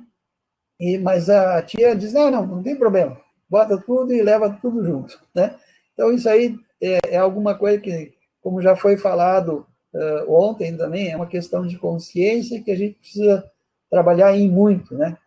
Como agente ambiental, eu criei uma sistemática ali junto a um almoxarifado em que várias pessoas, né, não é uma nem duas, são várias pessoas que do próprio Instituto colocam ali para mim. Então, tem lá um recipiente para recolher lâmpadas, um recipiente para recolher pilhas, vidros quebrados e medicamentos vencidos, tá? E aí a gente procura depois dar o devido encaminhamento. Agora, inclusive, a Gisele está me dando uma força aí para que a gente possa dar uma destinação às pilhas, que a gente tem uma quantidade bem expressiva de pilhas lá, devidamente contingenciadas em bombonas plásticas, tá? Então, está tudo bem armazenado, certo? Então, a gente depois dá o andamento. E um outro trabalho que a gente faz é assim, a gente pegou uma caixa bem grande e lá a gente coloca, né, para que as pessoas possam deixar ali material que seja passível de reciclagem. E aí formamos uma parceria, né, que a gente tem com a Associação dos Trabalhadores da Unidade de Triagem do Hospital São Pedro, a TUT, né?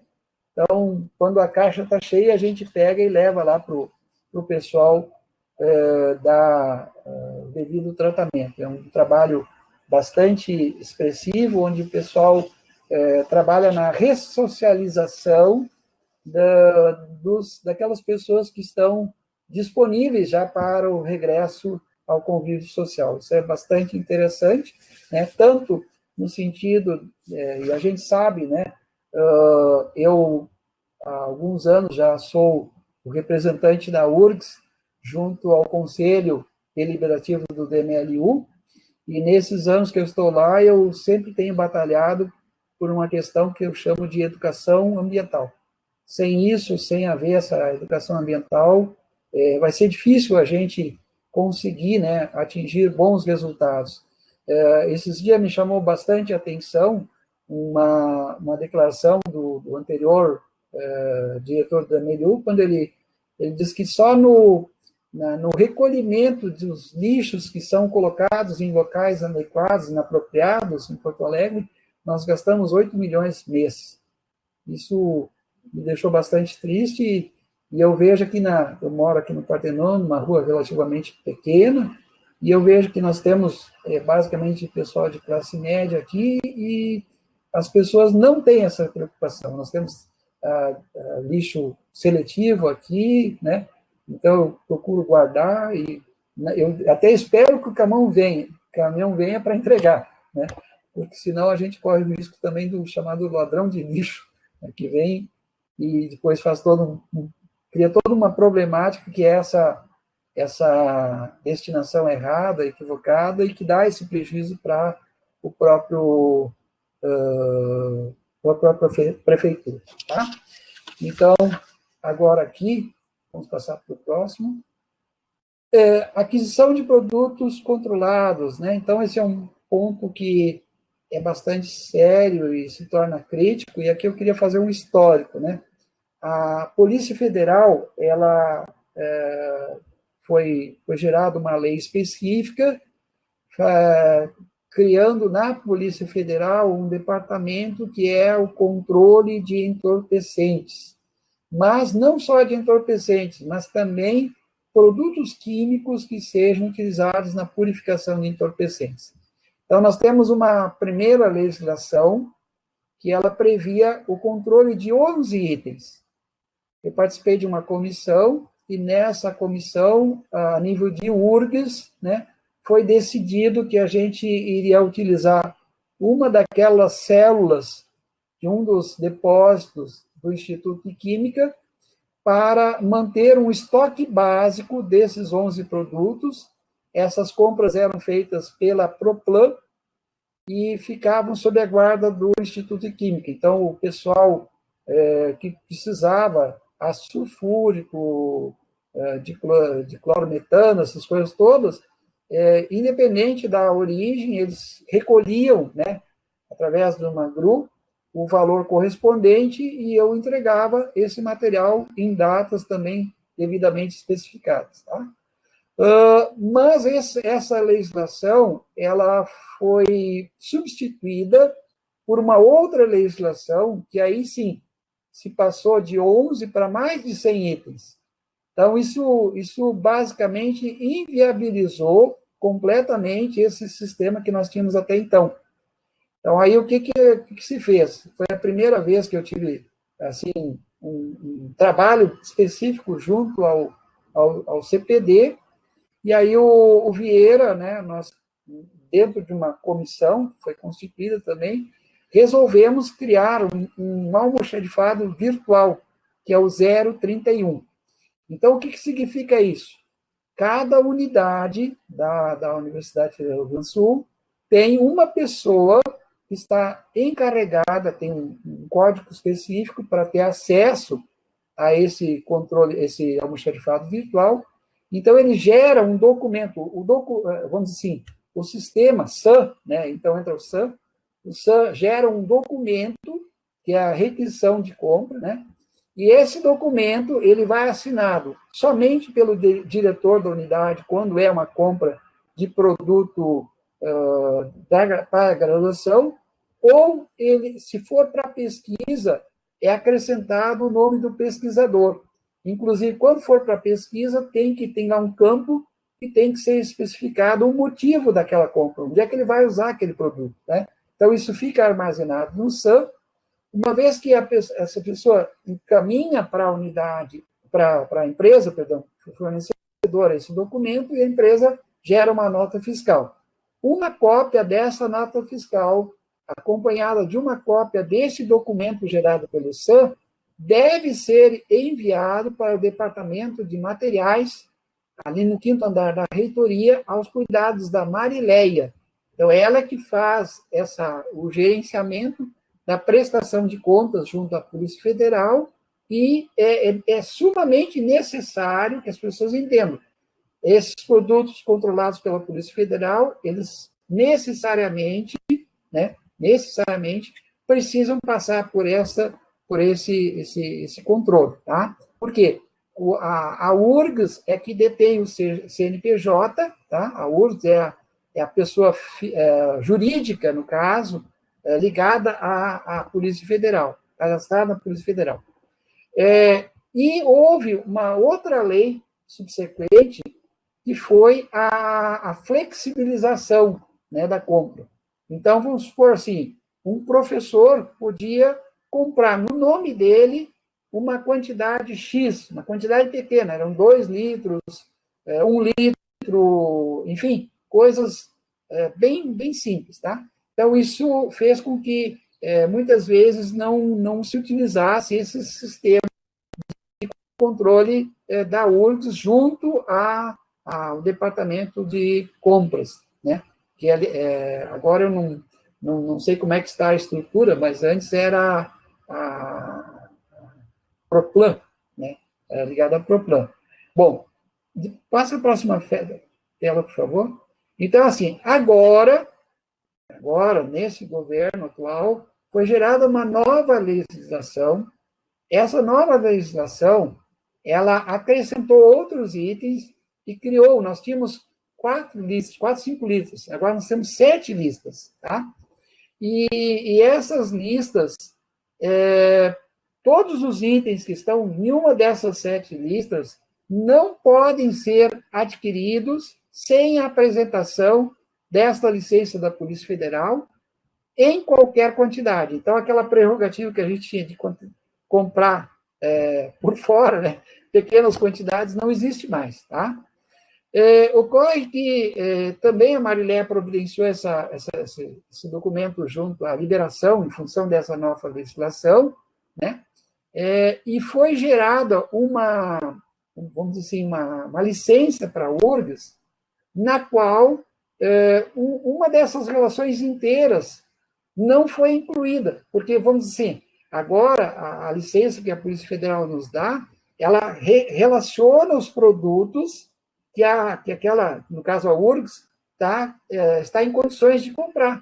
Então, nós temos uma situação crítica agora, porque um laboratório de solos aqui da agronomia, eles usam uma quantidade bastante grande na análise, né, de materiais ali, inclusive agora, essa entre-safra, isso também é extremamente importante, então tem uma demanda muito grande, e quatro itens que são, né, do uso comum deles ali, não está sendo podido comprar.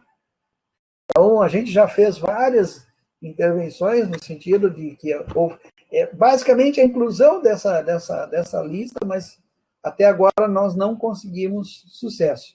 Essa semana mesmo eu recebi a ligação do diretor da agronomia, eu disse, olha, assim, eu ajudo todo mundo, não tem problema, eu faço o que eu posso, mas não está não é da minha alçada, né, lidar com a Polícia Federal nesse nível. Então, procure lá o pró-reitor, o reitor, enfim, e aí vamos ver o que é possível. Mas, né, também isso faltou, né, a Gisele, que está fazendo todo esse trabalho junto à liberação, né, do campus do Vale em relação à condição ambiental, um dos itens que foi pautado é justamente isso, a licença atualizada em condições, né, da Polícia Federal e também do Exército. Então, daqui a pouco eu vou falar sobre o Exército. Tá?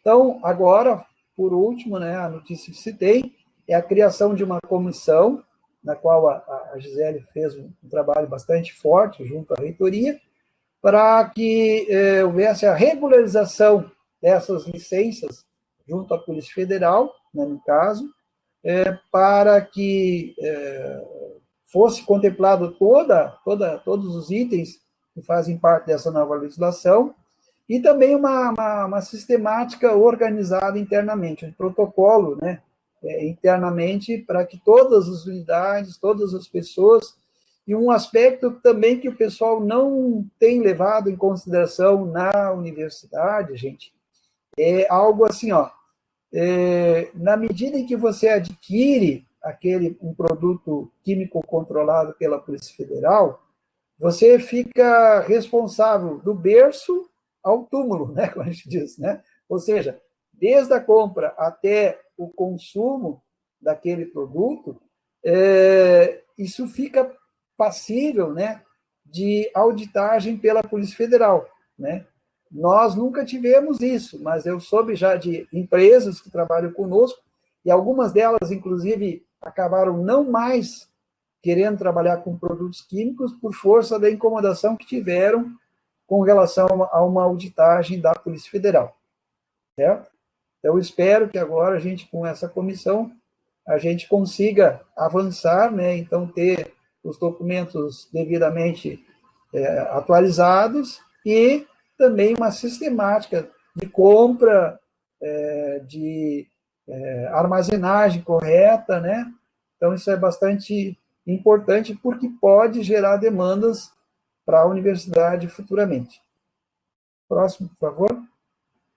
Então, agora, em relação ao Exército. Basicamente, são produtos explosivos e para-explosivos.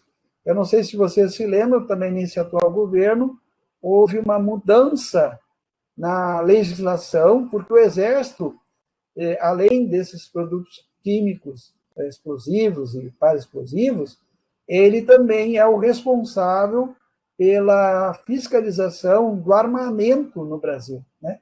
Então, houve algumas mudanças e, por força disso, nessa onda dessa mudança da questão da legislação do controle de armas, né, houve uma mudança também em relação às liberações por parte do Exército. Então, o antes, né, dessa legislação é aquilo que nós temos ali, né, ou seja, a cada unidade, né, e eu ajudei muitas unidades, a engenharia, geociências, farmácia, né, sempre se socorriam da gente na geração de um documento. Era um documento padrão, né, que a gente tinha que ser assinado pelo pesquisador e pela direção da unidade. Então, ali vinha o que a gente queria comprar, né, na quantidade, qualidade, a especificação do uso, a especificação da responsabilidade técnica, né? Então, nós tínhamos que, além da pessoa do diretor, que dava o visto, e do pesquisador, né, ou do chefe do laboratório, enfim, havia a condição, a necessidade de explicitar vamos dizer, um responsável técnico. Então, essa pessoa tinha ali, eu ter que colocar, assinar também, colocar o seu nome, endereço particular, o CPF e a identificação profissional. Nestes casos, eles só aceitam o CRQ, o CRF, que é o CRQ de Química, o CRF de Farmácia, e o CREA, né, da Engenharia. Então, um desses profissionais tinha que ficar como... Eu, no caso, sou sempre o responsável pelas aquisições, ou era o responsável, né, nesse sistema, pelas aquisições para a graduação. Tá? O agora, que essa nova legislação exige, né, que a universidade tenha um cadastro junto ao Ministério da Defesa, o Exército, no caso, né? E por mais que a gente tenha evidenciado a necessidade desse documento, nós já pautamos várias vezes a questão junto à reitoria, a própria Gisele também ajudou nesse sentido, né?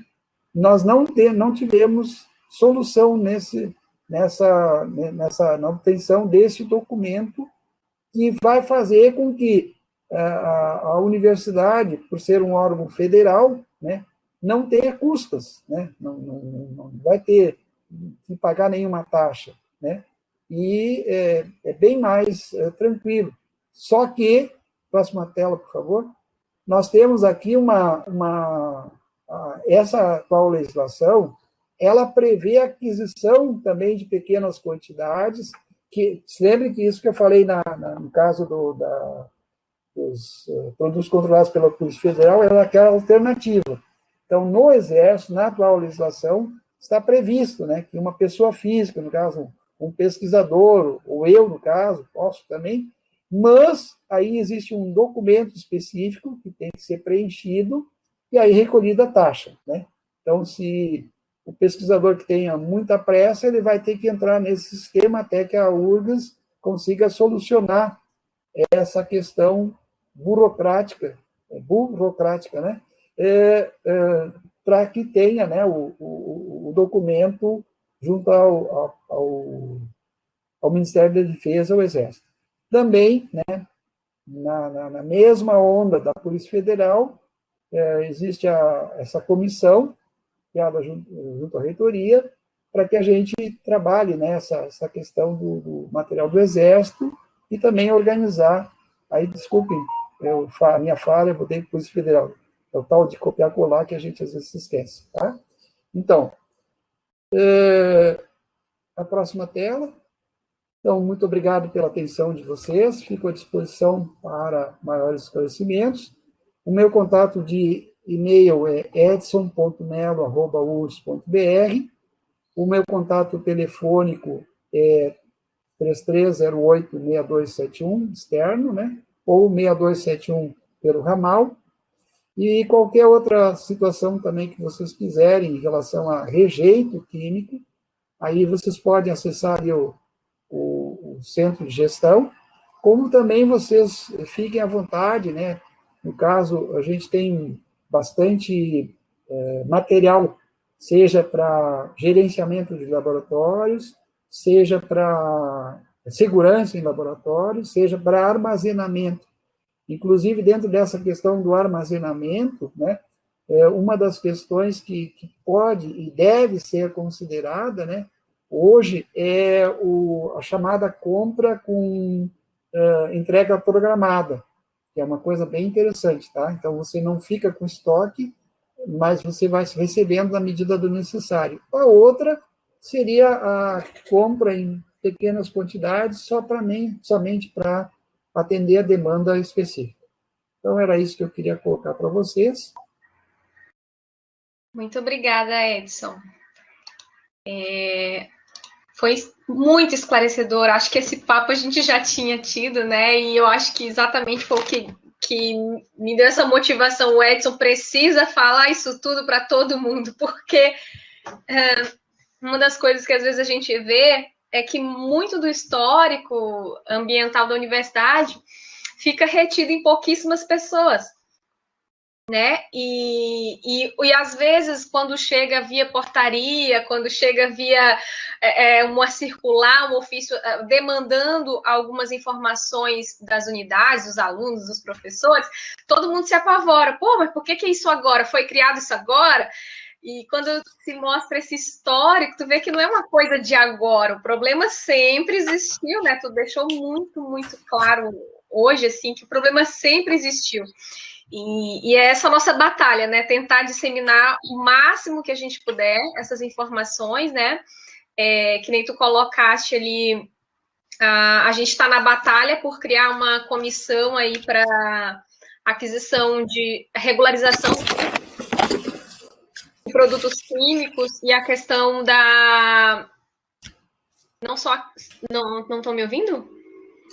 Sim, a regularização da questão da aquisição de produtos químicos e também a questão da regularização do armazenamento, né, que nem tu falaste, o que a gente tem hoje são portarias que não mais estão vigentes, porque, enfim, tu mostrou desde 2019 a legislação tem total mudança, e os protocolos que hoje estão vigentes na URGS, depois eu até vou colocar aqui o link no bate-papo para vocês, os protocolos que hoje de armazenamento, de compra que estão vigentes ali na Proplan, no DAS, no próprio Instituto de Química, não valem para as legislações que hoje estão vigentes, né? E até uma coisa que tu falaste bem, e a gente ali do Demalic que chega normalmente, né? As penalidades, os autos de infração que vem para a URG sempre passam pelo Demalic para poder ajudar na defesa, né? E aí a gente é pego de surpresa tanto quanto o Instituto de Química, muitas das vezes, porque vem a penalidade e às vezes a gente não sabe da onde que vem a penalidade, porque a compra de produtos químicos ela é institucional. Então, por mais que as pessoas achem, pô, eu tenho recurso próprio da minha pesquisa, eu não preciso estar prestando conta para a URGS, na verdade, não. Sim, tem que prestar conta para a URGS, porque é o CNPJ da URGS que está em tudo, né? Gisele, só para ilustrar uma situação que aconteceu agora há pouco conosco, assim, ó, nós tivemos há uns 2 ou 3 anos atrás uma professora que estava para se aposentar e ela tinha um dinheiro ainda, ela não tinha gasto um dinheiro, tá? O que ela fez? Ela comprou tudo em produtos químicos que hoje eu estou usando. Ela não usou um produto sequer. Teve uma outra professora que se aposentou e que deixou uma quantidade de solventes e de materiais lá que é uma coisa, assim, incomensurável. Entende? Aquela ideia assim, ó, eu tenho um dinheiro, esse dinheiro é meu, eu faço dele o que eu quero, e muitas vezes faz com que a pessoa gere, né, um passivo de coisas para a universidade, que depois, claro, ela saiu, ela foi embora, e ela simplesmente faz como Pôncio Pilatos, lava as mãos. Ela já se aposentou até. Então, eu acredito, assim, ó, em certa ocasião, eu acredito também que a URGS, através do setor de pesquisa, né, a Propesc, na época, eles fizeram um documento onde os projetos que passavam para a liberação de recursos por eles tinham 2 cláusulas, além do projeto em si. Uma delas era a aquisição de produtos de EPIs adequados, e a outra era o que fazer com o rejeito produzido com aquele trabalho. Tá? Então, isso eram 2 condições. Isso foi espelhado num projeto da USP. A USP tem isso muito bem documentado. Tá? Então, eu acredito que seria interessante que, aí no caso, vocês por quanto de Malik, e em função dessas demandas que isso está acontecendo para a URGS, e são relativamente onerosas, que se tivesse assim, ó, a pessoa não se aposenta enquanto ela não prestar contas dessas coisas, inclusive do passivo, né? Claro que muito disso que essa pessoa comprou e não usou, hoje eu estou usando ali no almoxarifado, não tem problema, entende? Mas é um absurdo que o pessoal faz. É simplesmente um absurdo. Exatamente, e é essa a luta, né? A comissão que a gente está aqui batalhando há bastante tempo, né? Inclusive, para que seja emitida aí pela reitoria, é exatamente para a gente conseguir regularizar essa situação. Tá com uns 2 meses ou um pouquinho mais. Teve uma ocorrência, por exemplo, um dia a gente recebeu uma notificação ali no Demalik, que era para responder, tinha o IBAMA notificando a URGS, dando um prazo, era uma multa, se eu não me engano, era R$100 mil a cada dia. R$100 mil a cada dia que o produto químico ficasse armazenado no aeroporto. Alguém da universidade fez uma compra de produtos químicos e o trânsito desse produto foi feito via transporte aéreo. O aeroporto exigiu o pagamento da taxa, que como é de praxe, né, para esse tipo de produto e tal. E no final das contas, a pessoa que fez a compra não foi buscar o produto e a multa é URGS, né? Por mais que é a professora, a professora, a multa é URGS, né? E é claro, a universidade vai tem os seus meios de depois tentar reaver junto ao professor, com os processos administrativos, alguma coisa do tipo, mas, no entanto, quando acontece esse tipo de auto de infração, o nome da URGS fica sujo, né? Hoje, só para vocês terem uma ideia, os autos de infração que a gente tem na FEPAM, por exemplo, a legislação vigente, se a URGS recebe um auto de infração e ela é considerada culpada, passando lá por todas as instâncias que tem direito, ela vai pagar aquele valor daquela multa. Se ela for multada uma segunda vez, ela não vai pagar o valor inerente à multa, ela vai pagar o valor da multa vezes 2. A partir da terceira vez que a URGS é multada, dali em diante, todo o valor de multa vai ser multiplicado por 3. Então, assim, tem que ter essa consciência de que as consequências das irregularidades ambientais não é para as pessoas sozinha, fica para o histórico da universidade, né?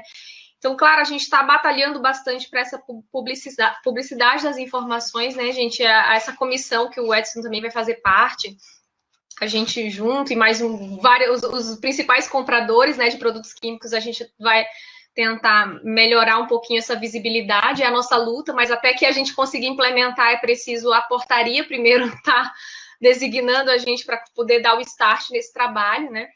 E assim, Edson, muito, muito, muito obrigada, assim, por tua contribuição, assim, deixa eu ver, acho que a Luana fez um o caminho da comunicação precisa estar mais claro para professores e pesquisadores, para eles saberem com quem falar e da importância de prestar contas de produtos que querem adquirir, com certeza. O Edson colocou aqui o caminho, ele é a pessoa hoje mais experiente, né, nessa área, né, exatamente. Essa palestra foi uma intenção nossa de dar esse caminho para vocês por enquanto, né? Claro que depois a gente vai ter novos protocolos, e a intenção é fazer a divulgação, tanto no site da própria URGS, quanto no site do Demalik, quanto no site do Instituto de Química, né? Ter o apoio da TV da URGS também, aí no futuro. Deixa eu ver se tem mais alguma pergunta aqui. O pessoal elogiando bastante, Edson, pelas tuas colocações. Ana Cristina, excelente palestra. O Thelmo enfatizando a importância das COSATs. A Miriam te parabenizando, a Flora também. A Luana também agradecendo pelas valiosas informações. Thelmo também concordando que precisa disseminar mais. O pessoal parabenizando o Ronei. Obrigado pela paciência, né? Pela paciência, viu? Acho que a Querushi quer dar mais alguns avisinhos, Querushi. Obrigado, viu, gente? Na verdade, eu ainda não. Acho que para mim não ficou claro essa codificação que o Instituto de Química desenvolveu para armazenar os produtos, ele está disponível no site da Química ou alguma coisa? Aqui, eu disse assim, ó, eu tenho para o meu uso, né? Mas Isso. o que eu posso fazer é dar o passo a passo. Eu vou montar Talvez um protocolo para as outras Isso. unidades, alguma coisa assim. É que assim, ó, a gente está, claro, tem várias formas da gente fazer isso, né? Mas essa é uma forma que até agora tem dado certo, né? E por estar dando certo que eu fiquei interessado aqui, talvez fosse interessante a gente divulgar para os outros. Pode ser sim, a gente pode Até, fazer. Kirushi, é uma ideia, porque a nossa comissão, a intenção é regularizar isso. Vai ser então, ótimo. depois vai formalizar, mas por enquanto essa versão provisória, o Edson combinou aí, né, de nos passar por... Vai ser ótimo. É bem simples, mas é bom porque, assim, ó, hoje, como a gente está usando o SAM, tá? O SAM, ele gera automaticamente um número, um código, né? Quando a gente adentra, porque o que a gente faz? A gente deu trabalhar um bucão, né? Porque era muito fácil a gente ter álcool, né? Toca ali, tudo bem. Mas isso aí, no caso da química, em questões de segurança, da armazenagem, do transporte, da manipulação, isso não se pode fazer mais, né? Não é, com a quantidade de conhecimentos que a gente tem hoje, e com os meios de comunicação que a gente tem hoje, isso é impraticável, né? Só que a gente nota que, infelizmente, dentro dos laboratórios, algumas pessoas teimam ainda em ter excessos de quantidade, e aí eu acho que é fundamental a ação da COSAT, né? Como um órgão de prevenção, mas também de ter a capacidade, não digo de polícia, mas de ter aí sim, ter um protocolo definido, e isso não pode acontecer, entende? Não pode acontecer. Isso, infelizmente, é o que a gente mais vê.